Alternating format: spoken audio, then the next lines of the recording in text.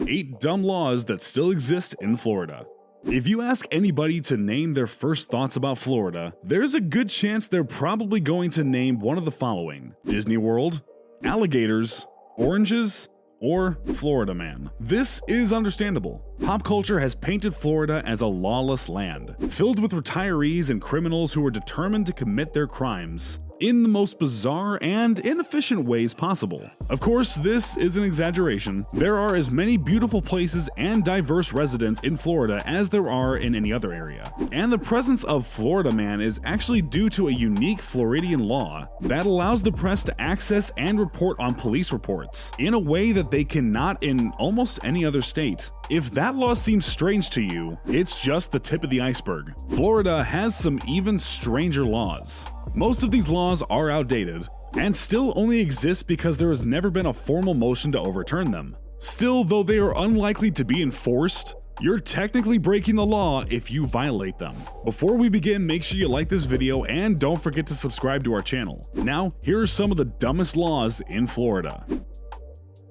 Let's start at number 8. Elephants can't park at parking meters. You can't leave an elephant hitched in a parking spot that is timed by a parking meter. This law seems so absolutely insane that you may not believe it was even true. However, it seems that this law was not only once a completely real law, but it was also put into place for good reason. In the early 1900s, circuses were a major tourist attraction and generated massive revenue as traveling acts. In 1927, the Ringling Brothers Circus, the biggest circus corporation in America, moved its headquarters to Sarasota. As demand for circuses continued to increase, the logistics and managing of all the resources and animals became increasingly difficult for the Ringling Brothers Corporation. According to experts, Ringling employees sometimes actually would hitch elephants in parking spaces when they had no other place to leave them.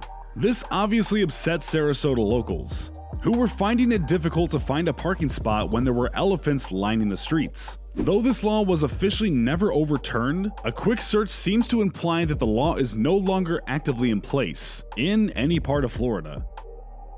Number 7's law: you can't sell oranges on the sidewalk. In Miami Beach, it's illegal for you to sell oranges on the sidewalk. This seems like a very specific law, especially because if you go to Miami Beach today, you'll find a ton of vendors set up along the streets near the beach, selling everything from homemade art to souvenirs. So why oranges? And why the sidewalk? There's not much information available about the context of this law, but some experts believe that the law was designed to have a pretty practical application: to cut down on theft of oranges from local orange orchards. Oranges have been a long export for the Sunshine State, and it's estimated that 90% of all American oranges come from Florida. That's an industry that creates over $10 billion of revenue and generates over 75,000 jobs annually. As a result, it's no surprise that Florida would want to protect their cash crops. Back in the early 1900s, when this law was passed, it was harder to catch people in the act of stealing. There were no security cameras, and detectives had much less technology at their disposal. However, it was much easier to catch people in the process of reselling stolen goods. Therefore, prohibiting the sale of oranges around Miami Beach means that it would be easier to catch any down-on-their-luck vagrant who resorts to stealing oranges to make a quick buck. At number 6, you can't drive over graves. It's illegal in Florida to drive or park on any grave in a cemetery. This seems like basic common decency, right? But apparently Floridians' love for off-roading became so intense that the government had to step in. As with many of the entries on this list, there is little documentation explaining exactly what led to the indoctrination of this law. However, the law states that motor vehicles are only permitted to be used on established roadways, either paved or made of gravel, when inside a cemetery. Interestingly enough, the very same law completely prohibits bicycles from graveyard premises, instead requiring the rider to leave the bike tethered outside of the cemetery's boundaries. It kinda makes you wonder what kind of trouble people were getting into with their bikes.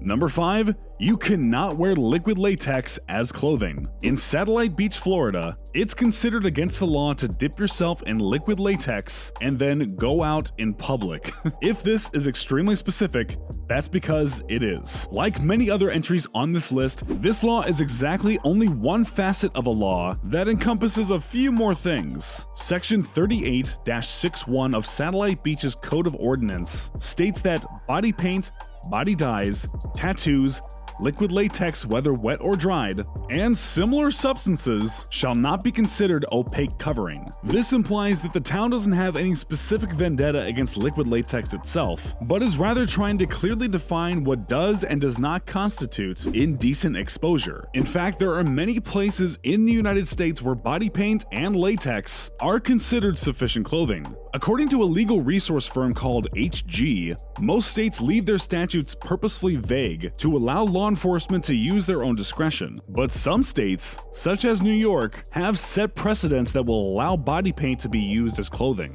There are usually some stipulations, such as requiring a bikini bottom on a female model. However, it seems that Satellite Beach was not willing to leave this ordinance in a gray zone.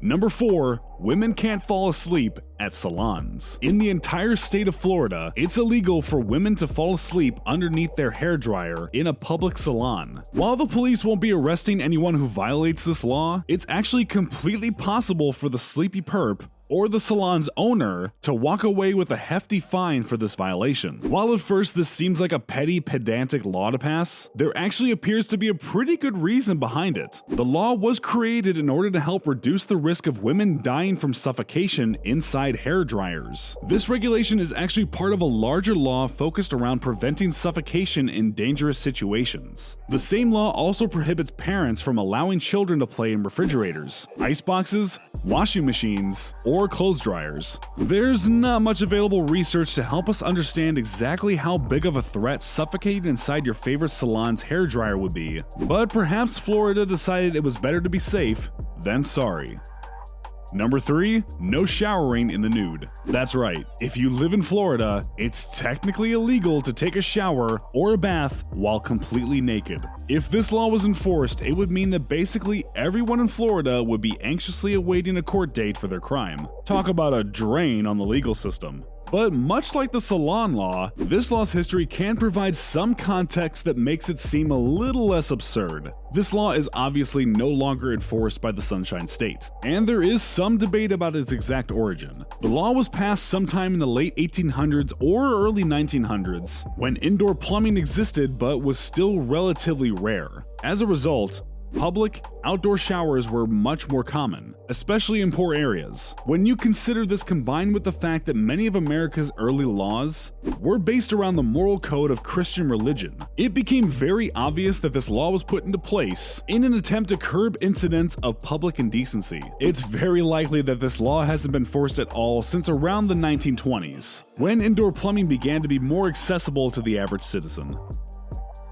At number 2, men can't wear strapless dresses in public. It's hard to imagine the government telling us what we can or cannot wear in modern day society. But not so long ago, the United States held itself to a much more puritanical standard, meaning incidents and lewdness were much more strictly regulated. This led to one Florida county passing a law that banned men from publicly wearing strapless dresses. The most ironic thing about this law is that it was passed in Miami Beach, Florida, which is now known for its wild beaches and progressive views, being the home to many drag shows and clubs. There is very little documentation of this law or its initial origins, but speculation suggests that the law was actually put in place to combat the rise of drag shows. This likely happened in the early 1900s, when homosexuality was considered indecent and carried a heavy stigma. Enacting a law like this in more progressive places, such as Miami, may have been a political maneuver in hopes of curbing the population from engaging in what was considered